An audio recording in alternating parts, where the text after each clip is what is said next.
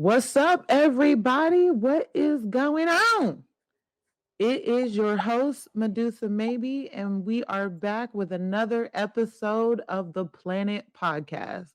I know it's been a while since we've been on. We've all had different things going on, getting our lives together in different ways. So we haven't recorded in a while, but we are back this week, albeit it might be a shorter show, but we still gonna give you something.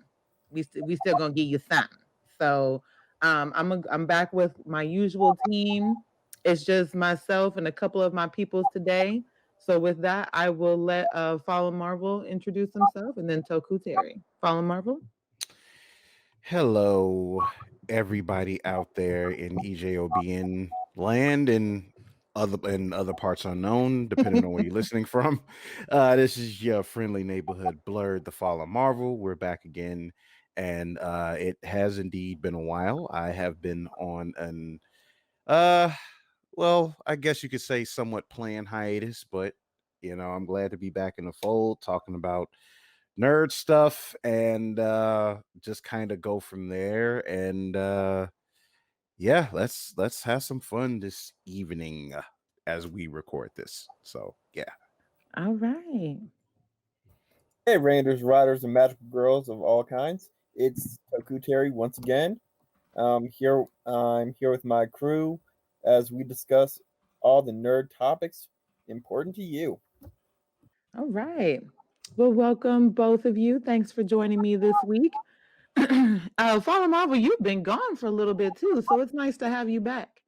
Oh yeah, for sure. Glad to be back. I definitely need the just I just need this, so I'm just glad to be back.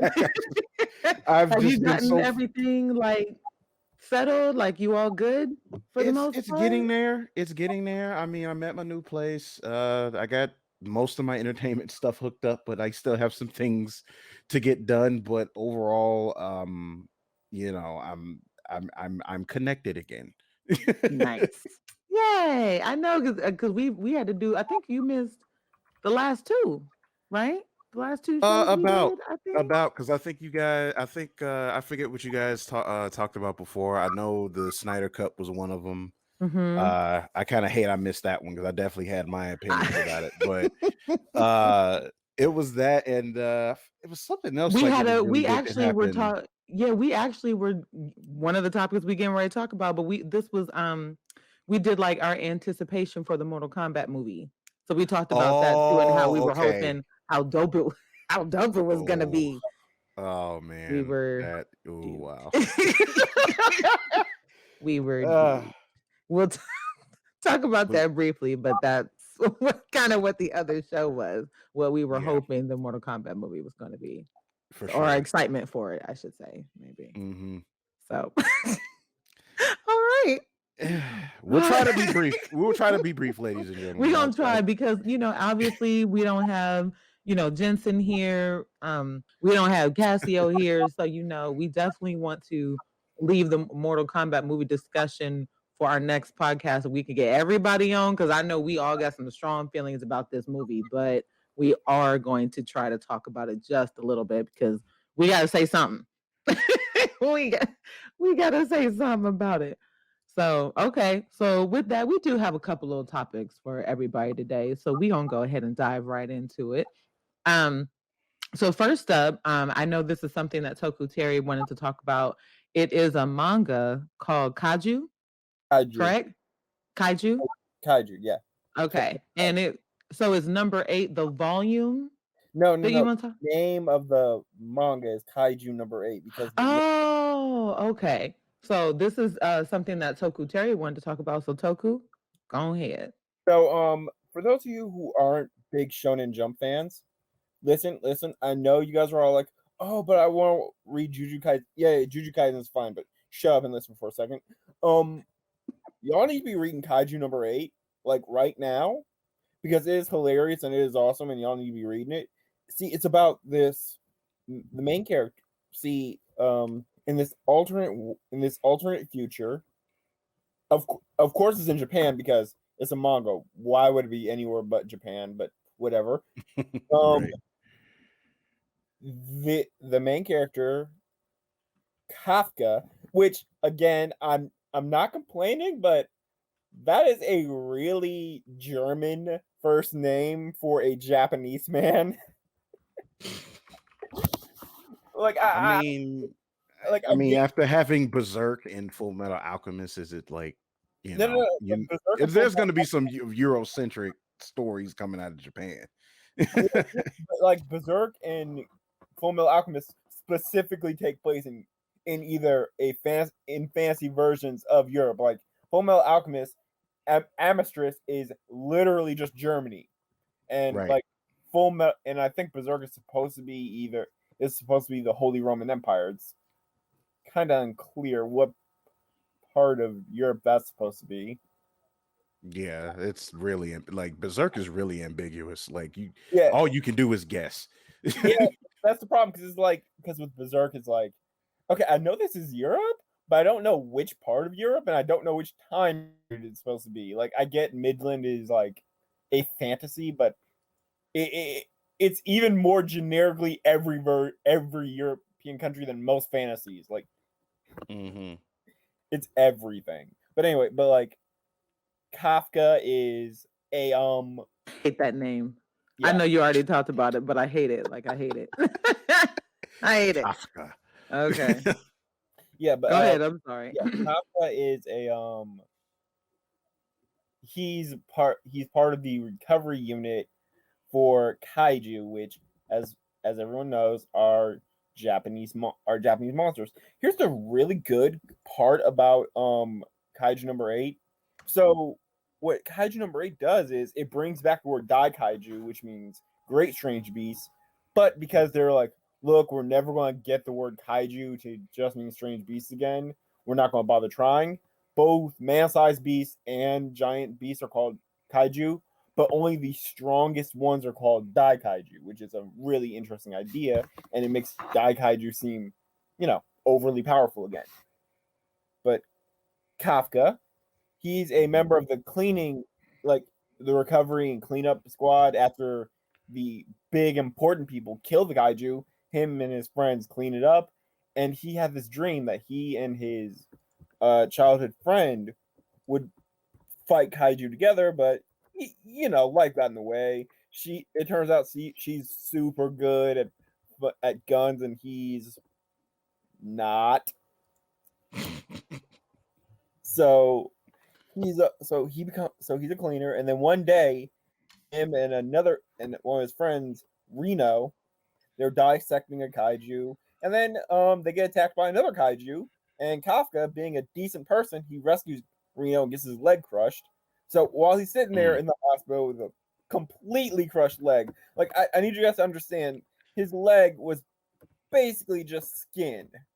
This is what happens when your body is stepped on by a 40-ton creature, people. So he's in the hospital, and they're like, "Oh no, man, dude, you need to give up. You'll never walk again." And then, like, he's just sitting there, he's trying to recover, and out of nowhere, this small bug thing comes and goes, "Hey, you've been chosen." He's like, "What in the whole shit is this?" And then it flies into his mouth and turns him into a kaiju, and he's like, What? Yeah. The bug? Yeah, the giant bug creature flies into his mouth, makes him eat it, and now he's a kaiju. I don't know. Look, the show hasn't explained. Gross. Okay. So the bug is magical. Look, I have a rule whenever I explain Toku. It's called, you're just going to have to roll with this.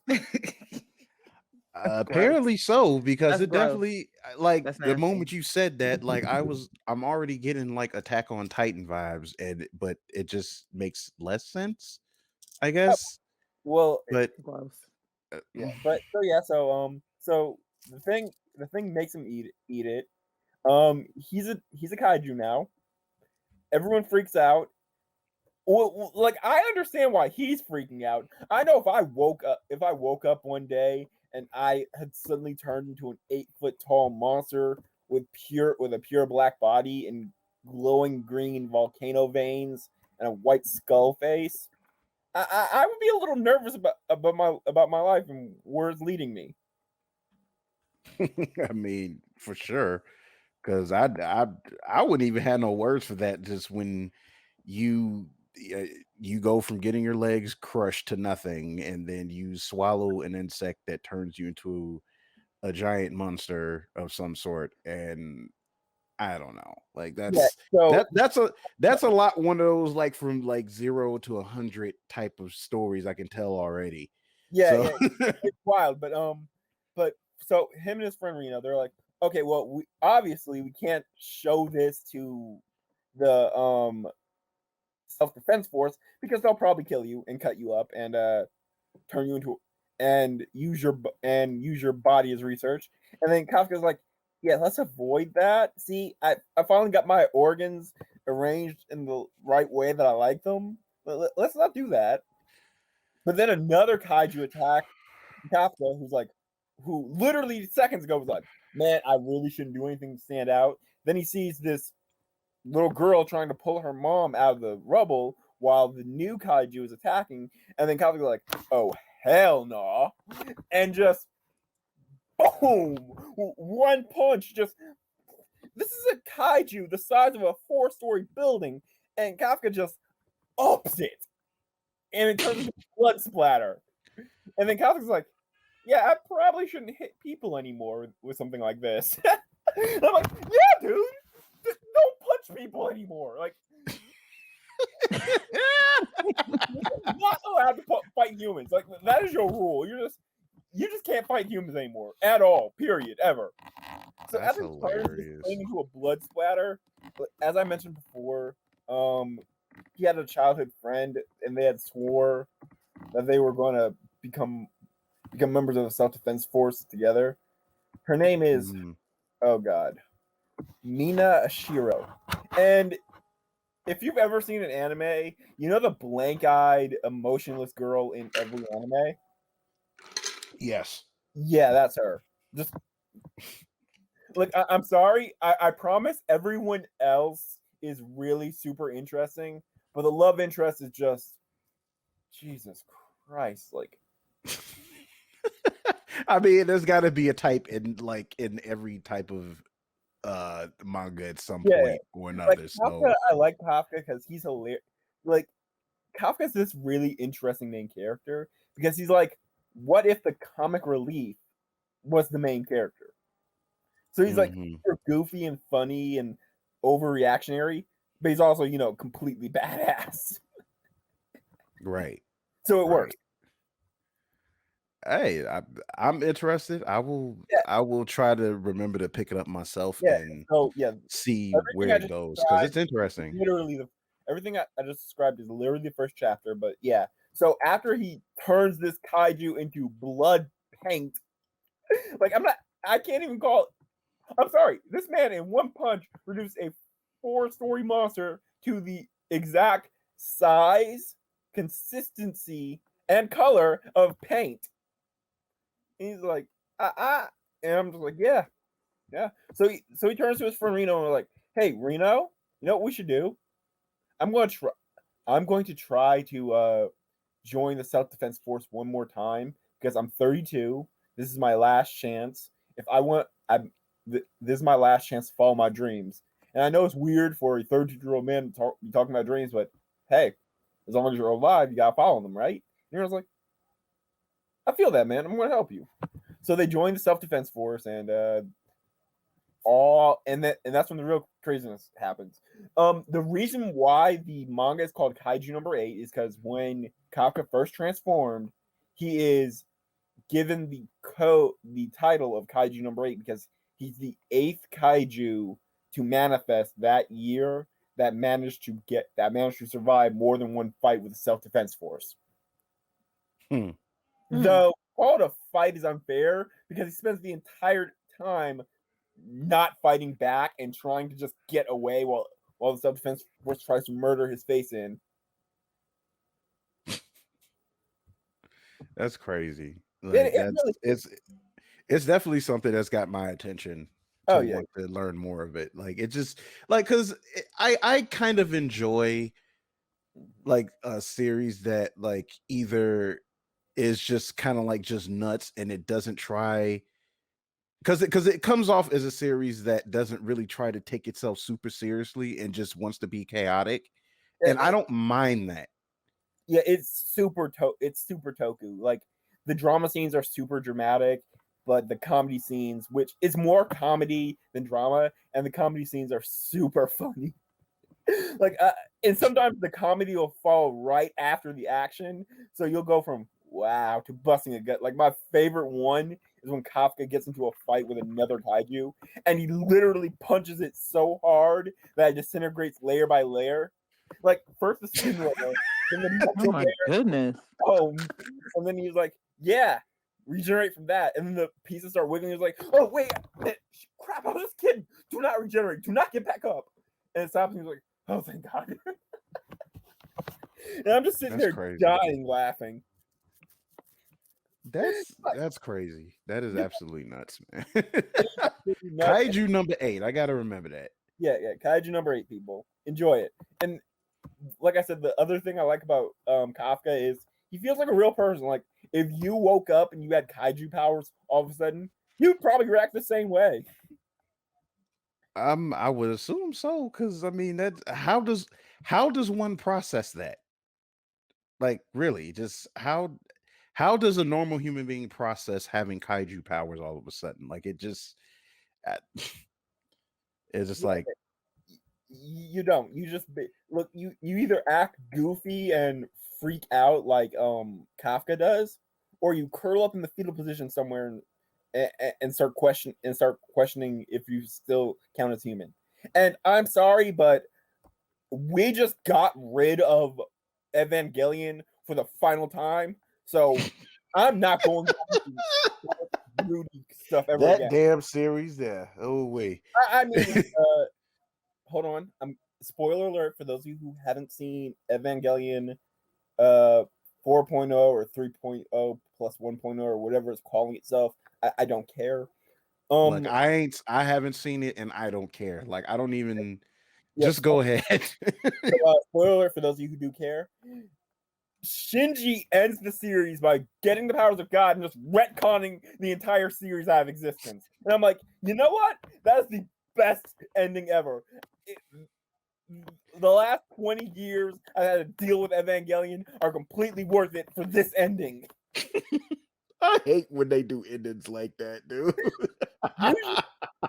I do like look, and my fiance can attest to this. Like I felt the same way, and if anyone out there listening or anyone on the panel is familiar with the Cirque de Freak book series, and like the first one, the ending for that essentially is that with them kind of like retconning like all like everything before the last book.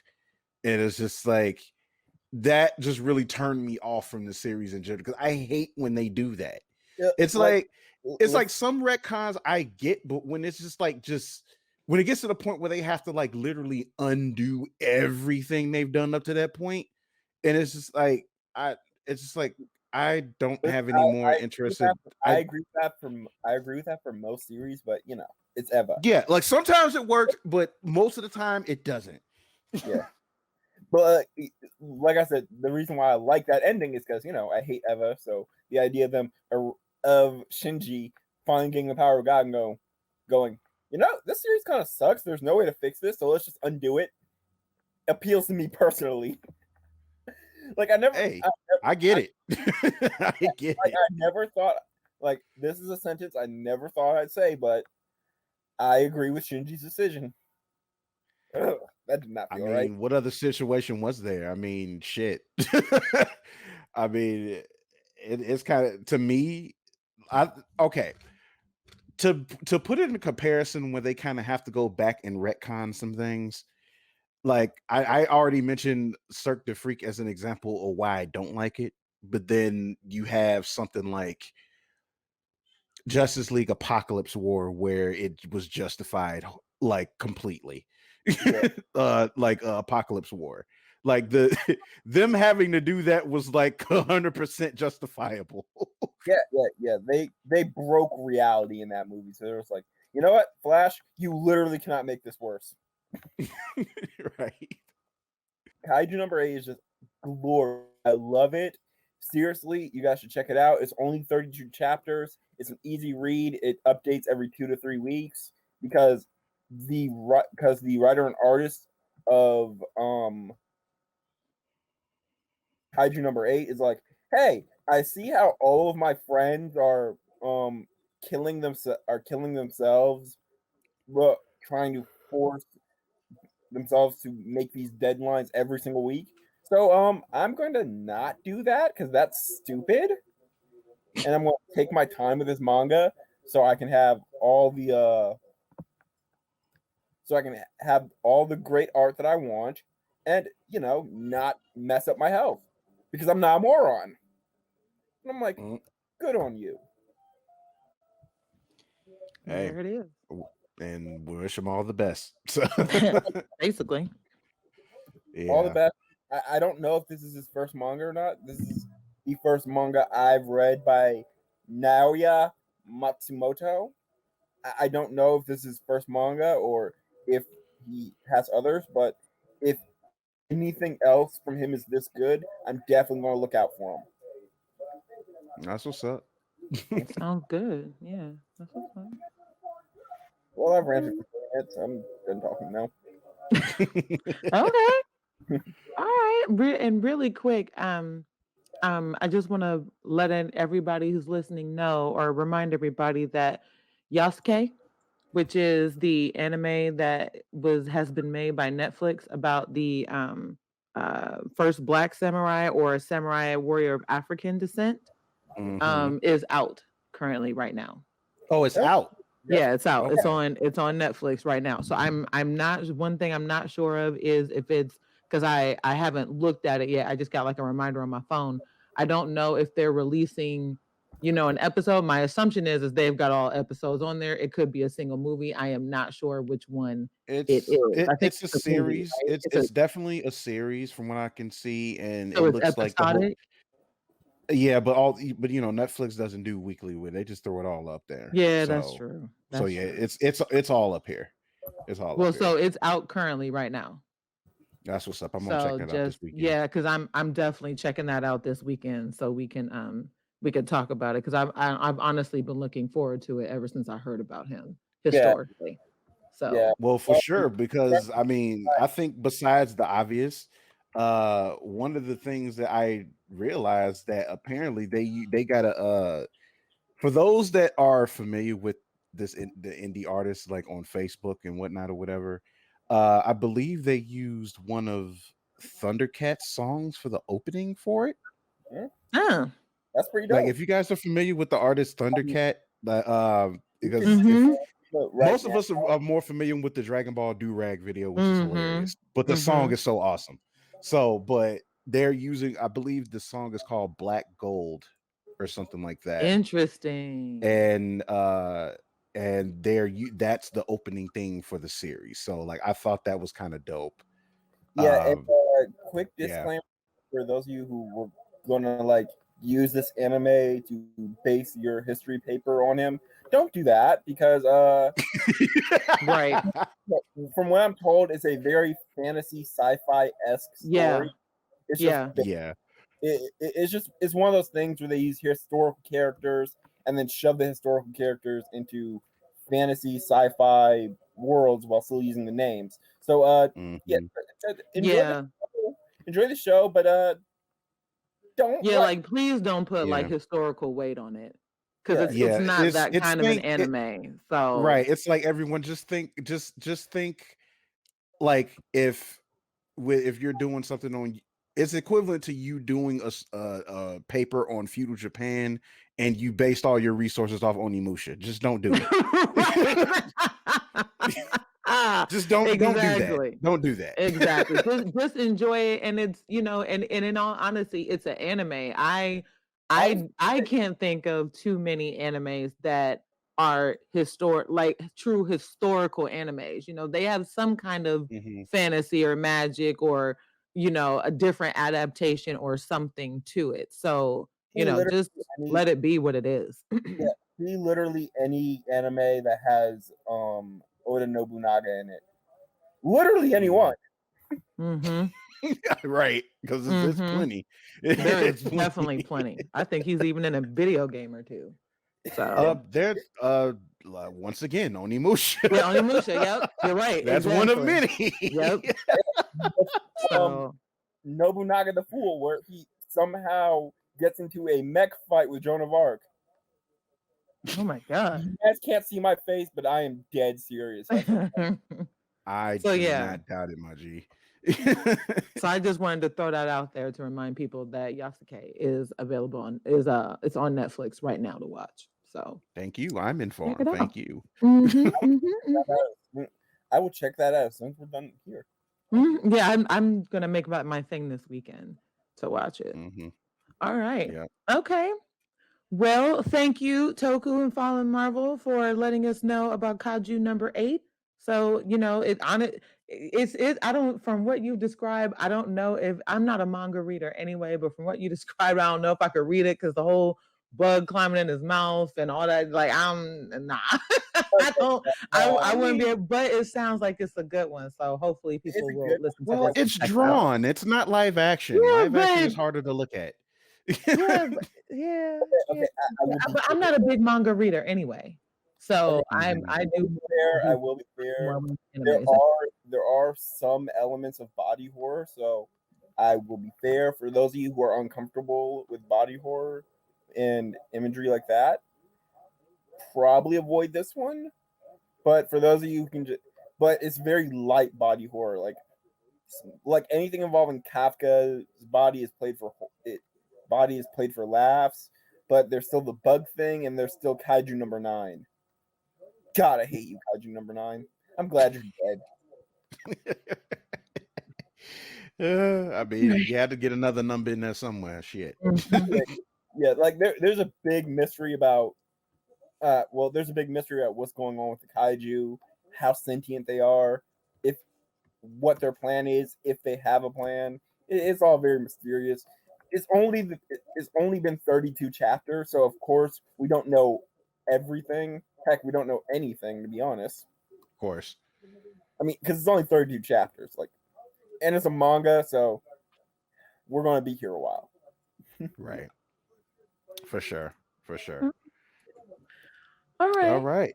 So we're gonna go ahead and slide on into our next subject, which we're gonna go ahead and just like make it like real quick. And that's we're gonna go ahead and do Mortal Kombat like real quick. We will try, ladies and gentlemen. Like I said, we're gonna try to do it real quick. So we boosted this movie up way too much for disappointment.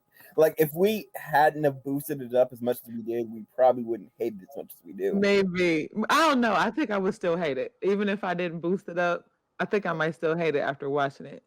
But I do think you're right. We did boost it up like real high. Because we was like, hey, it's 2021.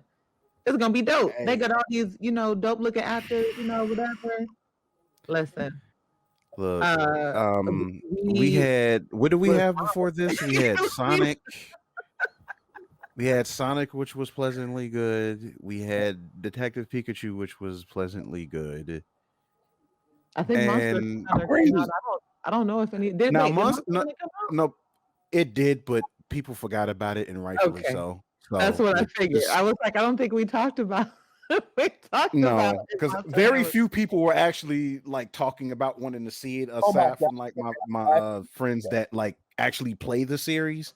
But it just kind of just came and went. Like everybody forgot about it. Yeah, so as I think we figured they would, because Monster Hunter is one of those games that you just can't really make into a movie. It's not really. I would like to say for the record that the reason why the Monster Hunter movie sucked is because we fell into the Resident Evil trap. Why do we keep giving Paul W.S. Anderson money and his wife in movies? We know exactly what he's going to do. He did it in all 6 Resident Evil movies. He's just going to point the camera at his wife and go, "Look how cool and hot and awesome my wife. Look at her kill all these people." They put T.I. in it. That let me know all the things I need. We'll be right. It's like, look, since I can go on record and just say that I don't think any of us are looking forward to seeing this movie at all. basically from what I heard, everybody else or whatever, like everybody that they showed in the trailer that was there with Mila Djokovic, yeah, they all die. She's the only survivor. So, It's like, so yeah, of course she is, yeah. Of course, because that make again, right. this is a Paul So W.S. Anderson movie starring Mila Jovovich. Do you really think this movie is going to be anything other than a chance for him to show off how cool his wife is? first I'm off, but the fact I'm that they not. even I'm just upset the fact that they have something in there between her that they had like a conflict between her and Tony Jaa and they have to make it seem like it's an even fight. I'm like, Tony Oh, Jaa. good grief. uh, And I can't really fault her. I mean, she's kind of made a name for herself in some of these movies. It's like being a famous buzzard B actor. Like I can't really fault her, I can't fault the husband, but I can't really fault her. You know what I'm saying? But it's like, look, this they how they make their make their money right. paper. Look, fine, whatever. It's They I cut the think check. it's the thing is it wouldn't bother me so much if Mia like hasn't shown actual acting range in the past and she's Hmm. basically been regulated to this now. So Yeah. it's like Yeah. it's like I get it. If it's an easy paycheck, I get it. Go ahead, get your money. But And to be it's just fair, irritating. because some of these, I mean, these movies cost money to make. Okay. Like, I'm pretty sure with all the CGI they had to put in Monster Hunter, I'm sure it was not a cheap movie to make.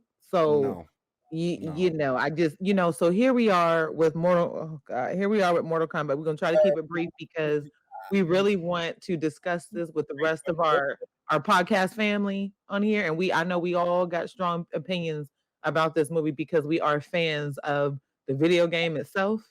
Yeah. So, Mhm. and we did talk about our expectations, what we hope was in the movie. We did talk about our excitement, like Toku Terry said.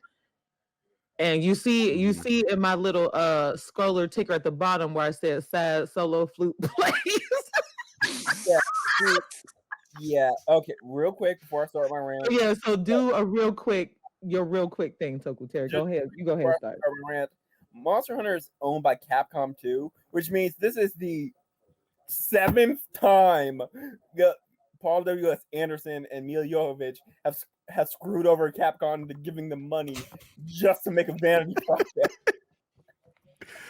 I mean, look, I guess they figured it ain't broke yet. Because I mean, some people did see I it. mean, look, So, they've made money hand over fist with those Resident Evil movies. yeah, they did. They did. That's a true I statement. how They did. I mean, look, I I can know. only say that like those movies were like definitely for casual people, and that I, it's like I a know. good This is if there's an audience for it, go ahead. But if for folks that it's like trying to go in for like okay something that's kind of at least like mildly entertaining, you don't have to think too hard about it, whatever. But it's just that those movies like just it's yeah, even aesthetically those movies are bad. But yeah. it's I, just I'll, for I'll those. tell you the trick. I'll Mm. tell you the trick. This is how they keep making movies. Because we Resident Evil fans are dumb sheep, and we keep going to them like, "Hey, maybe this time it'll be like the games. Maybe this time it'll be good." Every time.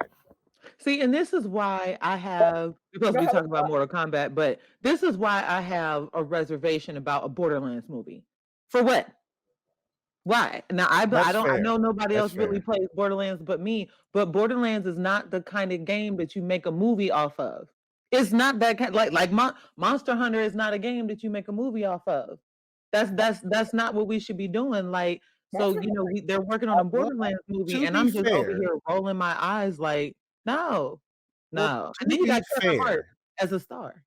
well, besides that, like to be fair, Smoking Aces was kind of like a Borderlands film, just more grounded, yeah, that's fair. as it's saying that was. If you really think about it, I don't think Smoking so. Aces was kind of I don't think Smoking Aces is kind of like the prototype for Borderlands in a way. Well, I mean, besides the assassination plot of the movie, which was true because everybody's kind of after Handsome Jack, but I guess so. In a Right. way, I can kind of see that. But on the other hand, it is a huge fantasy element involved in Oh, Borderlands that absolutely. Smoke Aces Absolutely. didn't have. So I guess yes and no. I see what you're saying. Like the Yeah. assassination plot, yeah. Yeah. I'm just not looking And it's forward. Eli Roth directing it, so it's kind of like it can be hit or miss Yeah, with exactly. him. So because Exactly. Eli Roth, like he's done some good stuff and other things folks not really a fan of. So the jury is out. The jury is out on this, but who knows? But I mean, And but then again, here we back are to with MK another video game movie that sucked. We talked about and the Alright. doom of video games being turned into movies, and here we go with we do need to talk about Mortal Kombat so we don't get stuck on yeah, it's Monster Hunter. But we are talking about the curse that is video games and movies. And yeah. I think we all thought that since it was, it's 2021, better graphics, more diverse cast, we were like, Trailer was yeah. fire. Oh my Trailer was fire. Trailer was fire. You understand me? Trailer, even the teaser they released Makes was the greatest, fire. to me, Listen. this movie makes the greatest sin of all movies. It's not that it's bad, it's that it's boring. And I should not be afraid about a Mortal Kombat movie. That's fair. That's fair. I mean, like I will say this. There's elements about this movie that you can be entertained by. It's not Mhm. like it's not a total disaster, Mhm. Literally, but it's just even still, as we talk about this, it's just like it's The bad just 2021 overshadowed. and we seem to Mhm. still be stuck in 1993 with these movies. Exactly. That's exactly how I felt watching this movie. I was like, Uh, what era am I in? Like, I just what am I looking at? it's also just like, main dude, character- I just don't understand why it's so hard to just make a simple story that makes sense. Just keep it simple.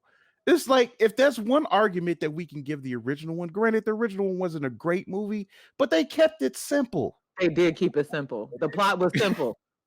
The Also, plot of the first Mortal Kombat was mad simple. Also, here's the thing about the new one, and I'm going to do this from a writer standpoint, not like you guys have the fan standpoint covered, so I'll do this from a writing standpoint. Right. The main character does not feel like he has any agency. Well, Right. one, No. he's completely superfluous, but we're going to ignore that. We're going to pretend he actually has a point to be in this movie for a minute. So yeah, he doesn't feel like he has any agency. He doesn't make any decisions. He is guided by forces outside of him. He's a pinball protagonist.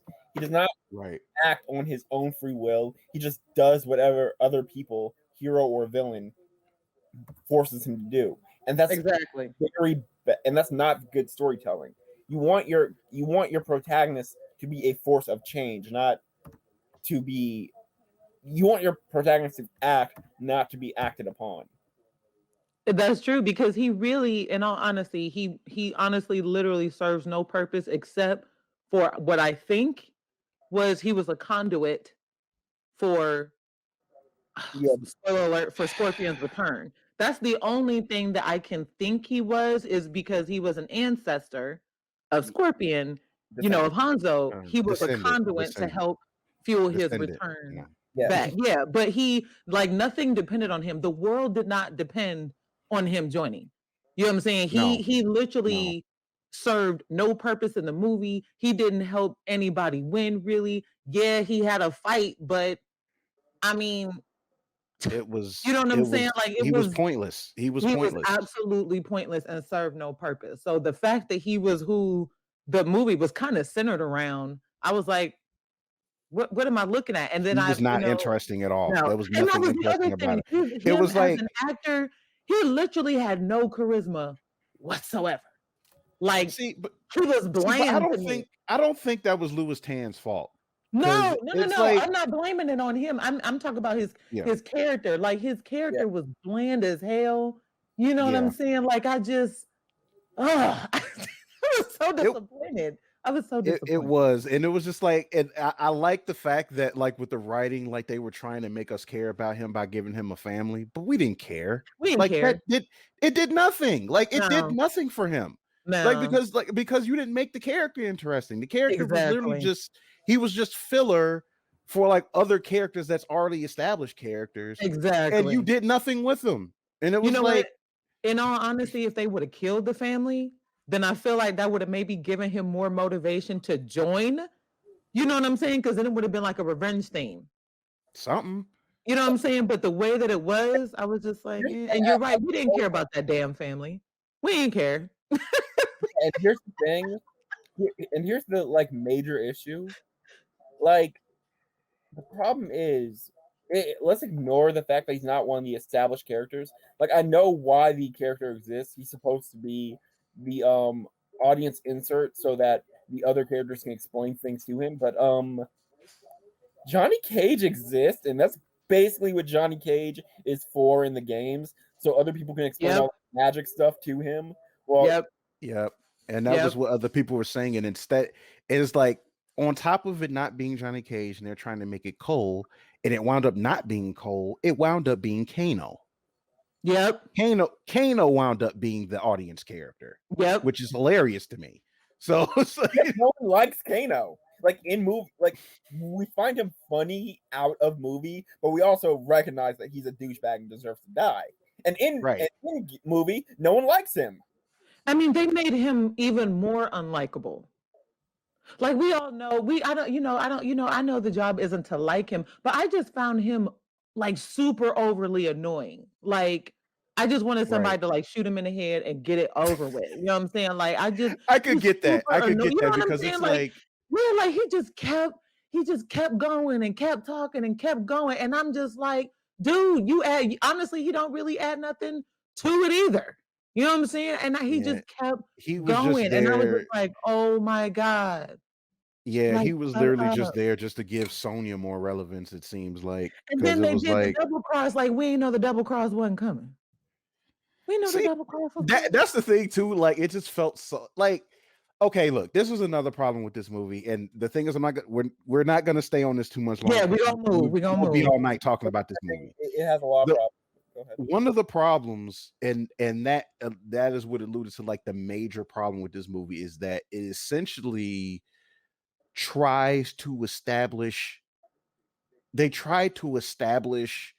rules or something that like they're supposed to follow, and then they don't follow it. It's like they literally just set things up and they wound up being like, well, yeah, we said that, but no. And it's it's like it kills me like when movies do that, when they actually set up certain stakes or rules or whatever, and then they just toss the rules out the window just for convenience of trying to tell the story, even though the story is not even good already. It's like, dude, it's like, again, keep the stuff simple. A lot of this stuff was just added on bullshit that really just wound up being just the thing is, anytime you make a movie more convoluted than need be, you've already failed. Because it's like, the first movie, again, it set the stakes. It essentially set the stakes.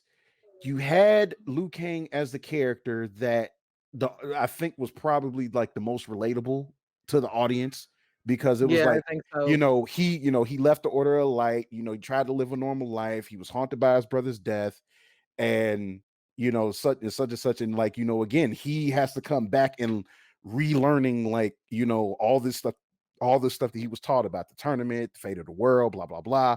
So like, we're on his like way of like relearning all of this shit, and it's like, now all of it's like, now it's coming back to life, and coming to fruition. It's like, damn, that's how it went. And it was like, with this movie, it was like, with Cole being that character, it's like, it was weird, because it's just like, I mean, I can only assume you see somebody like just controlling ice in the middle of the street. I guess so, but he kind of took it rather well. Listen, it's like, oh my God, I was sitting here like, wait a minute, so you ain't freaked out? Like you're not freaked out? You know what I'm saying? and to really fast to talk about, how you talked about how we were kind of riding on Lou's shoulder in the first movie. I think another problem with this movie is that we were riding on a couple of different shoulders. We were riding on Kano's shoulder, we were riding on Cole's shoulder, and somehow, we were riding on Sonya's, because Sonya literally figured out this ancient ceremony. How? How? Like, okay, yeah, she has 7 years or several years, but there is no way that she figured all of that out. Like, none. Just all So, that from Jax killing a random dude in Brazil, basically. But yeah, what I was gonna say was I would argue in the first movie while we're focused on Liu Kang's story, like it's his story and his plot line, we're riding on Johnny's shoulders because in the first movie, Johnny is the one that everybody's explaining things to. Yeah. Right, of course. Because Johnny's the one who's like, okay, what's going on? What's all this magic stuff? I thought this was just a tournament. And everybody's like, oh, you didn't know? Here, let me explain this to you. Like they keep taking, like if you rewatch the first movie, they keep pulling Johnny aside and like, hey, Johnny, let me explain this to you real quick. What's going on? Right. Because I think that's what kind of made it interesting, because like Liu Kang was like that. He was like the person, like he knows, he understands the legends, but he never believed them. But it's just like this thing where it's just like, now he just like, damn, it's like, was this shit really all true? And it's like, and then so it's like, and it's funny with Johnny Cage because obviously he's the skeptic. So it's like, so he's just coming in there like from Hollywood. He's just like, yeah, I'm just reestablishing my credibility as a fighter, blah, blah, blah. And you know, it's entertaining in that regard because like it still tries to keep it grounded in some kind of way. And you know, and for whatever, and for all the flaws the movie had, it still worked. And it, you know, this movie was it's like all you had to do was keep it simple. You didn't have to do too much. You didn't have to, like, you know, try to add like this extra lore and, you know, and then it, you know, and then it makes you wonder. I will give the movie this credit before we move on. I will give the movie this credit. Kung Lao and Scorpion were really cool. Oh, they were on point. Which is another thing we're gonna have to talk about in regards to Kung Lao, because I don't want to talk about it too much and the anger that I have. Okay, and Kyle, I know Kyle shares it or whatever. Very much so. Very much so. Yeah. So, my final thing on the movie is I have to admit the first 10, 15 minutes of the movie was the best part of the movie. You know, the showdown between Hanzo and Bihan. Back in feudal Japan. Yeah, that was I was like, oh, I'm gonna leave it. The rest of the movie did not. Which includes my favorite line, because Bihan's just going off on this speech in Mandarin, and then Hanzo's just sitting there. He's nodding his head. He's like, yeah. I don't. I have no idea what you just said, but I'm pretty sure something else to stab you for. He knows. That's something that I think we're gonna bring up later on, because that just adds to the inconsistency in this movie. So I mean, we're going to move on to our next subject, but we again, Saz Solo Flute is playing about Mortal Kombat because I'm disappointed. I'm very disappointed. And for really fast, for those out there who are like, well, it's a video game movie, you can't expect a deep plot. Nobody's expecting a deep plot. We weren't expecting a love story or, you know, a drama. Like, we weren't expecting that. But what we got, the game deserved mediocre. It was mediocre. I think it was even less than mediocre. Yeah, it was less than on its best day. It's mediocre. I would rate it as middling to fair. That's the best I can give it. Middling to fair. I mean, I'll have to come up with my own rating when we discuss it more. We'll touch back on it later on, but we gonna have some words for this. So we sorry, America. We sorry to our listeners. We sorry. We was duped like y'all. We was duped like y'all. So yeah, we'll come back to it on our next show. We didn't know. So okay. So with this, so this is Fallen Marvel wanted to touch base on this really quick about.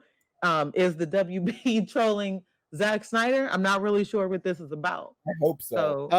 Yes. So, it's been reported on, but I think within the last 48 hours prior to this recording, Warner Brothers released a 4K trailer for Justice League, but the rub was it was the original theatrical cut of the trailer.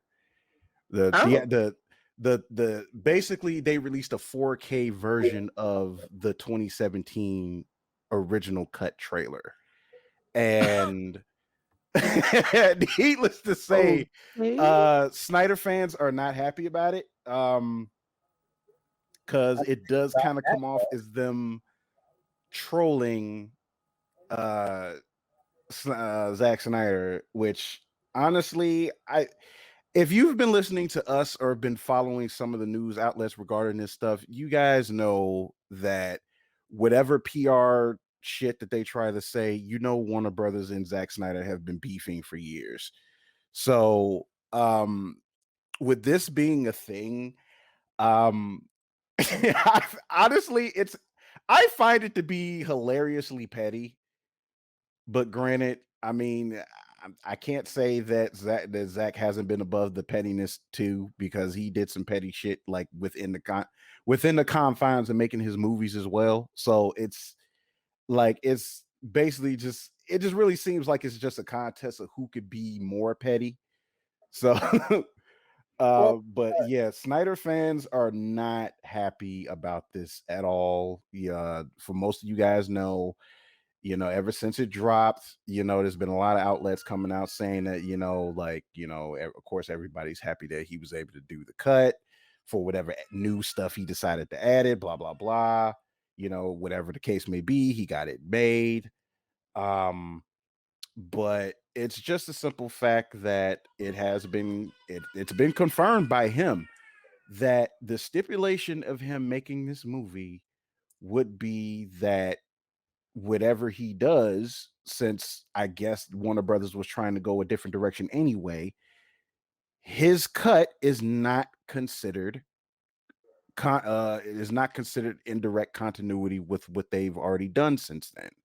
So between like all the stuff that came after it, the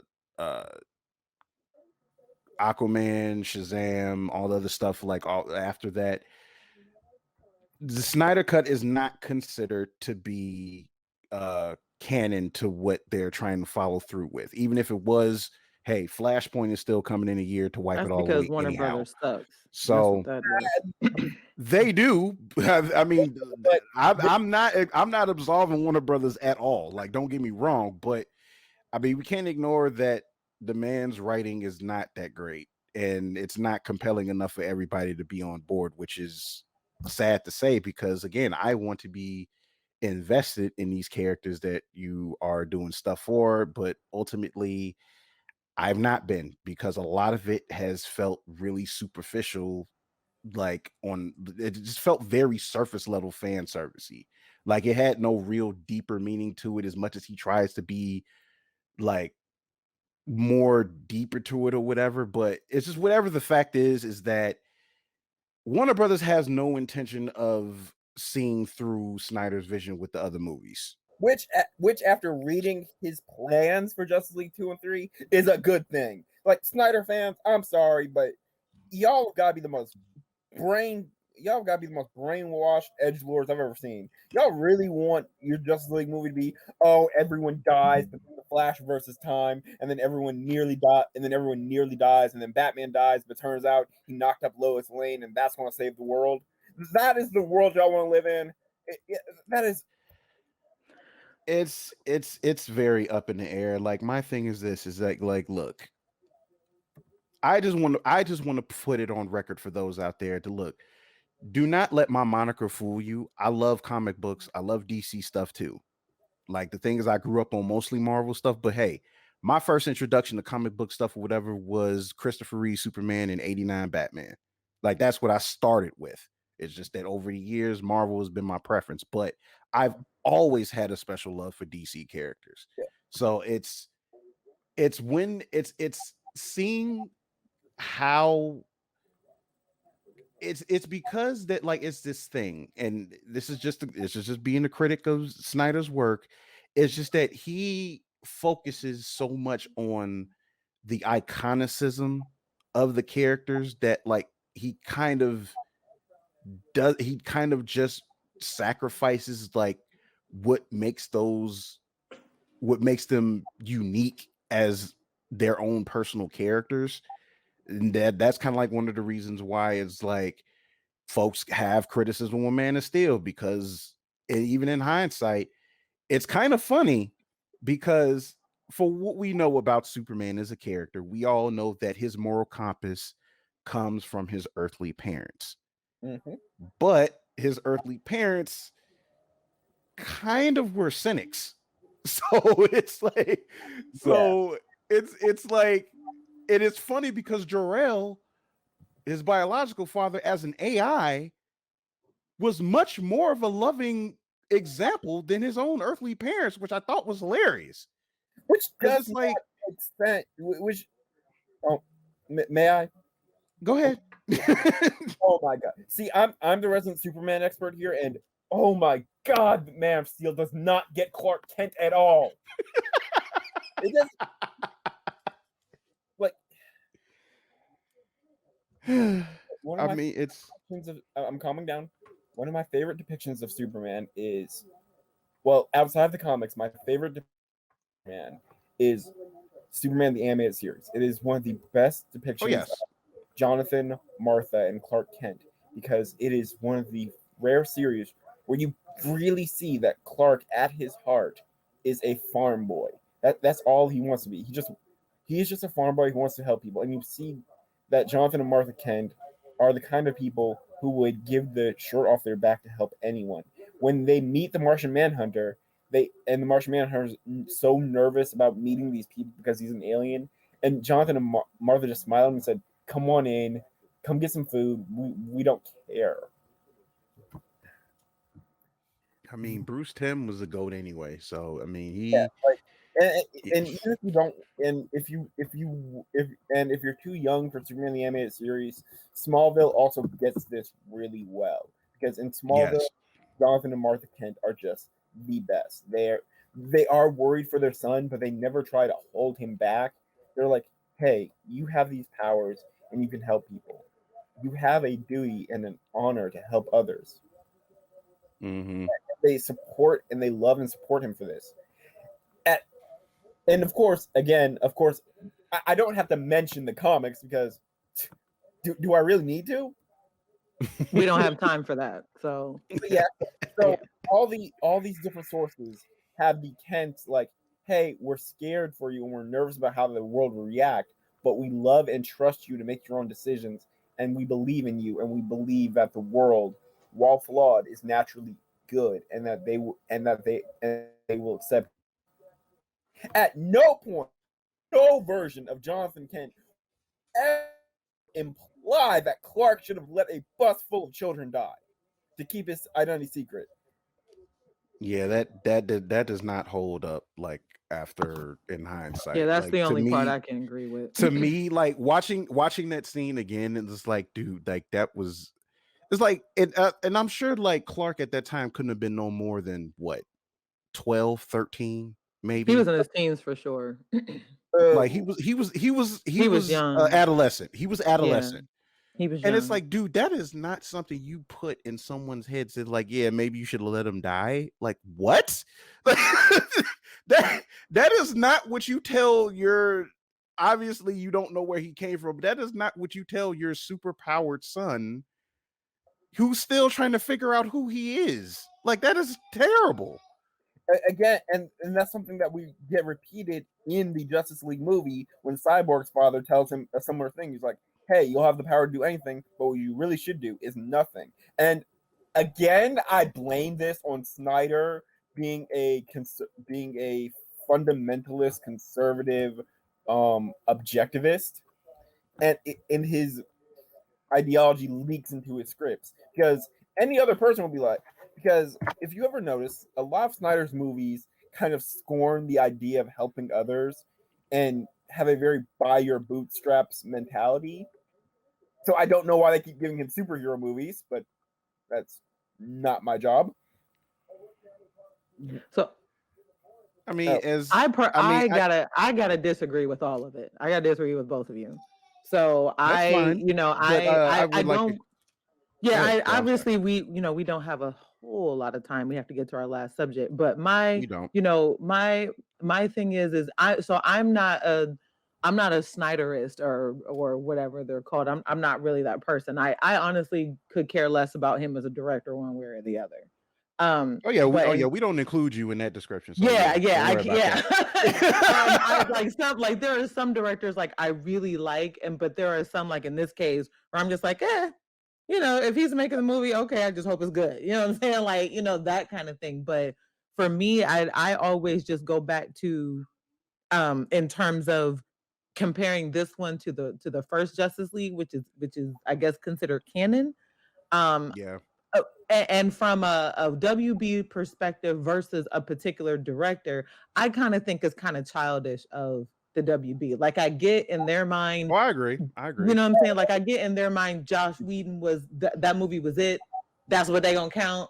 They didn't want to release the Snyder cut anyway if it wasn't for their owner, AT&T Media or whatever, telling Snyder to do it. We never would have seen it. You know what I'm saying? So I think them doing this whole trolling back and forth to Zack Snyder is whack shit. You know what I'm saying? Like, just move on. Okay, you done already told us. You know what I'm saying? Like, you done already told us the film don't count. You're a large company. You already got another Batman movie in the works by whoever the new director is, which I can't stand that we doing another Batman movie. Well, it's Matthew Reeves, so I mean that holds water. That holds a lot of water. And you have a point about that. I just for me the whole beef between the WB and Zack Snyder is just like I just need them to let it go. Like the problem between Zack Snyder, the beef between Zack Snyder and the WB is auteur theory, which is stupid and wrong. No, I know what it is. I'm just saying I need for them both to like for a large company, it would be like if Disney kept going after Gina Carano. You know what I'm saying? Like she's out, you fired her, she gone. You know what I'm saying? Like I need, we already know Zack Snyder's not, at least we believe right now, Zack Snyder's not making any more superhero movies. Like he's done, at least he's done with DC. So he like, says. so he's right. And so, and I do know that one of the things that they are talking about is you can't really deny the success of his Justice League movie. Now, obviously he had 4 hours versus the original and, so he had more time and whatever to get his vision out there. But it was, a very well-received movie. But again, we're comparing it to what we got, some years ago. So when you compare the two films, it is better than the other film. But it's so, some people, so some people are hoping it may lead to more, but we don't know. You know what I'm saying? We don't know. So for now, we're going to say it's not. So, I mean, unless somebody takes the reins at the WB and talks to Zack Snyder, like we're not getting any more Snyder movies. So I just need the WB to like just move on. You know what I'm saying? Like just move on. Like let's just go. It's weird. And that's I will say this. Like that whole back and forth with a very large company like trolling a director. Why? Because you mad that his movie was received well? Like I will say this. I will say this because it's kind of more of a situation, and I'm gonna say this, and that'd be it for this topic, at least for me. But this it's a very volatile situation because obviously Warner Media / AT&T, they were the ones that superseded Warner Brothers, the production company, to get this done. Right. And now it seems like after the fact, now they're kind of regretting it. Right. And it's like, and now it's kind of like this whole thing where it's like, okay, now Warner Brothers, now we do kind of think it was wrong how y'all handled this, but I kind of see what y'all was talking about with this whole fan base. So that's kind of what it's boiled down to, and why I don't think this beef is going to go anywhere anytime soon, especially how overzealous like the hardcore Snyder fans are, because again, it's one of those situations, and I've said it before in other platforms. It's like, look, you give a mouse a cookie, they're going to want a glass of milk, and you basically gave them a whole tray at this point. And it's all I can say is this is the fact that objectively looking at both of these films, granted, you had 4 hours, well, 2 extra hours on top of what we got. And even when looking at the original film, 75% of that movie was still in the Snyder cut. So it really wasn't a whole lot that was changed. They obviously just had to cut down a lot to save time. But it's just a simple fact that a lot of bad decisions happened at Warner Brothers. Warner Brothers, it's like, look, you guys have to accept your responsibility by giving Snyder the keys to the kingdom. And the thing is, Snyder has to be able to at least understand it's like, dude, your vision does not work for everyone, as the performances has. But that's the thing with Snyder and a lot of his fans, like they can't accept any type of criticism. They hate Well, see, and anything I having and to I deal think with criticism. I think that that's fair that they both have to accept both of their roles. You know what I'm saying? I just Yeah. for me, I just need Warner Media. Warner Media is just like a whole conglomerate. Like move on. You know what I'm saying? Like you don't have to be trolling. You don't because like you said, at the end of the day, y'all made the decision to let or I'm sorry, AT&T Warner Media, I guess, made the Mhm. decision to let Zach realize his vision. So don't get Mhm. mad now that the fans like a lot of fans like it. You let it happen because you didn't have to. You didn't have to agree to let. You could have just let Josh Whedon stand and just keep on going, but you let it happen. So to Yeah. be trolling now, still, just like it's ridiculous. That and whatever. He knows he's not gonna get another movie with y'all anytime soon. So just like let's just keep it moving. Like I just don't understand. Like I said, it would be the equivalent if Disney just started trolling Gina. Like you Right. And fired it's her. Like let her go. You know what I'm saying? I Like mean, let it go. sort of. Granted, like Gina ain't got that, doesn't have that kind of No, fan base, but but you know still. what I mean. You know what I meant like a big old company Well, yeah, versus I a get private. it. I get what you're That's what I saying. meant. I But get what you're you're right. saying. They ain't got And that kind of pull I, or influence anyway. You absolutely right about that. But I just I, something that's just the thing. It's like how long are you gonna continue to troll Snyder? I think Y'all we got can, other projects in the works.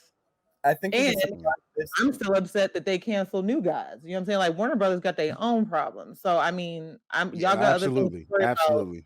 than to have somebody trolling a director. Like let's go ahead and file that shit on the shelf. You know what I'm saying? And keep it. Summarize this as Yeah. Warner Brothers is incredibly childish and petty, and Zack Snyder and auteur theory is BS, and people need to stop worshiping directors. Agreed. Agreed. All right. Yeah. What kind of sucks though is that like I'll say this and to be done with it, but I do think like a lot of what happened, and I mean this is just speculation, just take for what I say with a grain of salt, but I do think that New Guys probably got shelved because of how much Snyder wanted to use Darkseid in the Snyder Yeah, cut. we talked about that on the podcast that you missed too. Like that was one of Toku Yeah. Terry's subjects about because of how much Dark Side was shown in the movie that it essentially canceled New Gods. But we had a I understood that. I just had a slightly different thing about, as somebody Yeah. who's been waiting to see Dark Side on the big screen for like forever. And now that Yeah. we have him, one would think you would ride the hype. Like when Marvel was slowly showing Thanos, at the end of every one of their Avengers movies and even some of the standalone movies, like they didn't say, "Oh, we're not gonna put him in."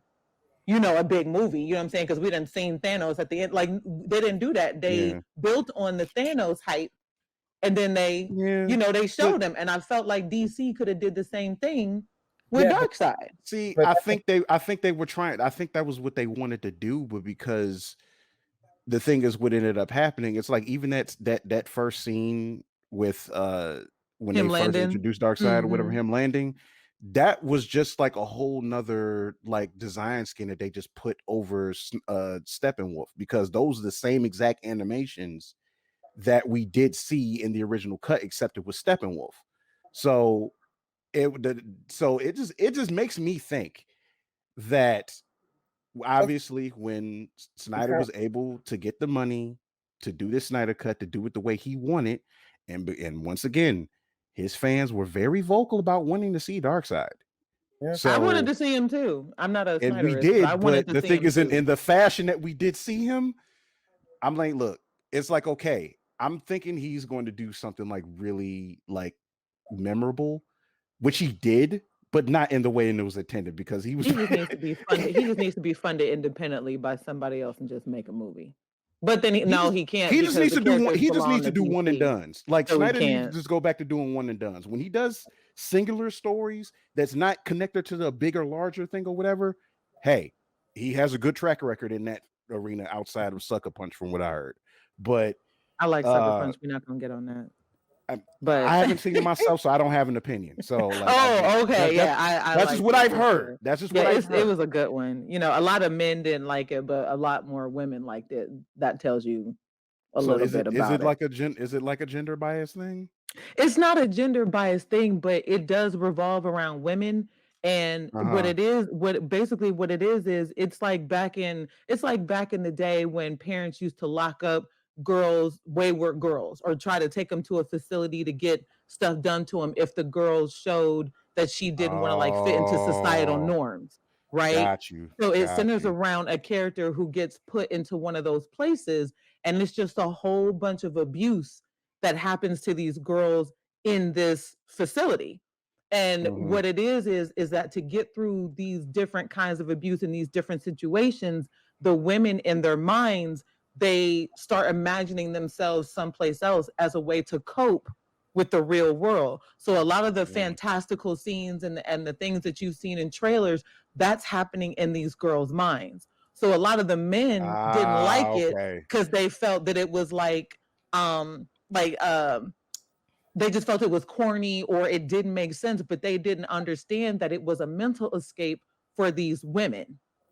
So so that's what it was. So I thought it was, I mean, obviously, was it like a super A+ movie? No, you know what I'm saying? But it was a good movie. So that's what I mean, where it's so it basically fell victim to it was all a dream syndrome. Kind of. but it's not like that Twilight ending where she imagined, like we got the whole movie with Edward Norton, that big old war, and it turned out it was all in their mind. It was all a dream. But kind of, yeah. So so we do. Guys, can you do me one favor and not invoke Twilight in my presence? I finally. She did it, not me. Wait, what did I do? What I do? You invoked Twilight in this presence. I'm so sorry. You're right. My bad. I feel like we have to have a Twilight podcast, but I'm gonna leave that for another time. I refuse to ever revisit those movies ever. Y'all gonna talk to me about it. Y'all are not gonna leave me out there. I had enough patience to last all the way through Eclipse, but I tapped out after that. Like I have no intention of revisiting that shit. How I didn't tap out after New Moon, I never know, because that movie was a tragedy. But if you listen, that's a bad idea. Is to have a Twilight podcast, because it'll be 40 minutes of me ranting, 20 minutes of me ranting, and 20 minutes of me ranting as a moviegoer. Y'all don't want that. Oh my god, that might make for a good show. I could just imagine like just him on the podcast and just hearing shit breaking. Listen, that might make for a good show. I do that. That might make for a good show. You never know. Keep it up. I'm thinking the whole panel would have to be unanimous in that. So, and I already vote no. You're a spoiled sport, following my. Sorry, no, I'm not doing it.